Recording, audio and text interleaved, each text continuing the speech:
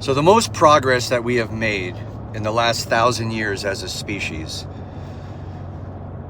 has happened highest in concentration in the last 100 years and maybe even in the last 60, 70 years.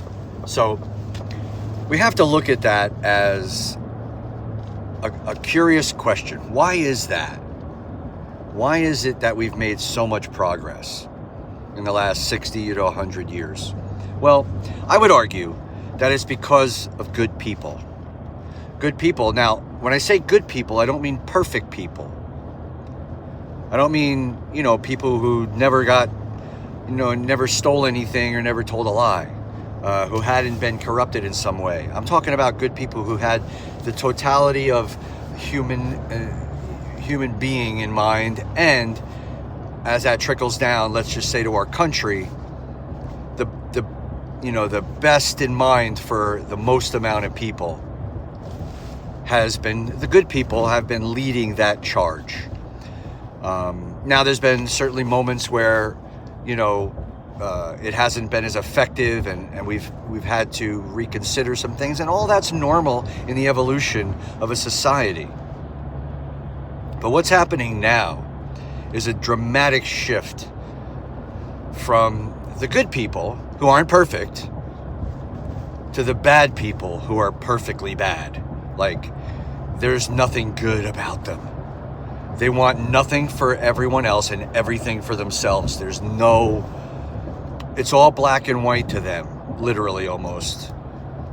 While they're willing to accept some brown and black people as long as they're,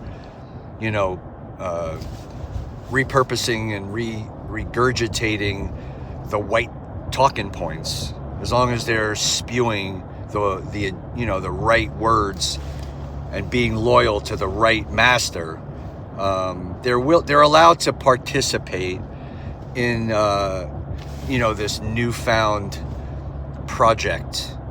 Doesn't mean they're going to have any positions of power. Doesn't mean they're going to have any say in how anything happens. It just means they're going to be allowed to benefit from it. While the rest of us, no matter what color we are, will be fighting over the fucking scrubs and the scraps. And that's how they're going to keep us fighting over the scrubs and the scraps.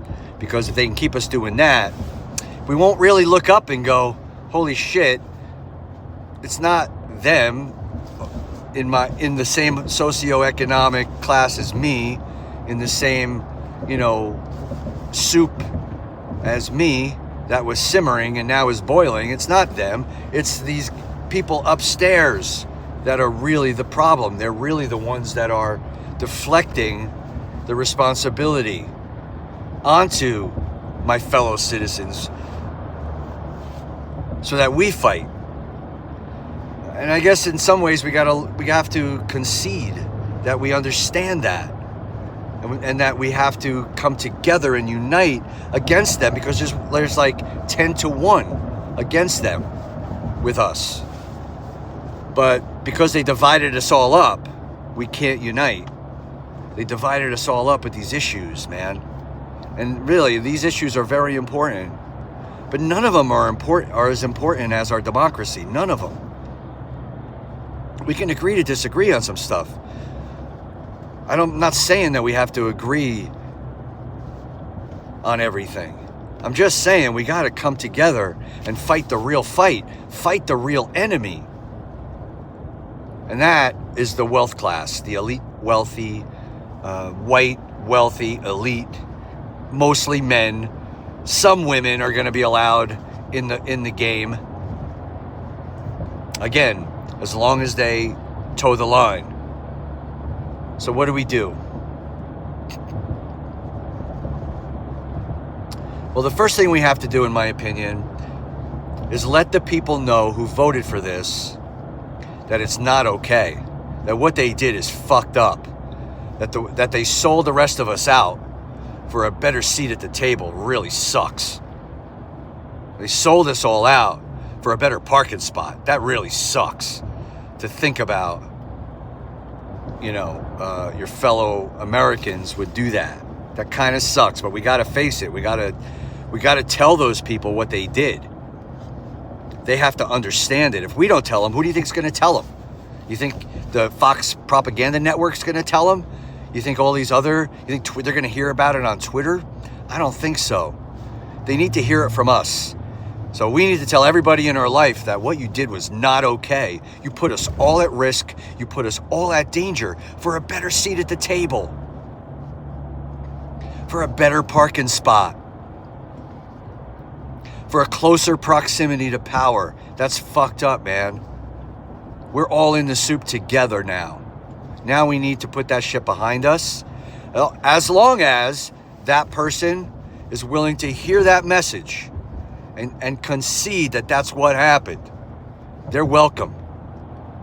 If they're not, that just means they're not ready for this kind of alignment. They still want to be a part of the, they still think that they got some say in the upper elite class, and they don't. They have no say in it. So, that's the first thing we have to do. The next thing we have to do is target, as a collective, target corporations and businesses that are helping them. They are part of it. And stop giving them our money. Because when we give them our money, we tell them that everything they do is okay. And that's not cool. We cannot allow them. And I know it's hard. You just want to have convenience and you just want to drive over to the, just to pick a store or a corporation that I know participates in right-wing ideology. Let's just say you just can't live without the Chick-fil-A sandwich. I can't live without it. Yeah? Well, the fucking Chick-fil-A people are the theocrats that are trying to take over the U.S. government with their lobbying money. Chick-fil-A, and they're trying to take over the U.S. government so that they can write biblical law.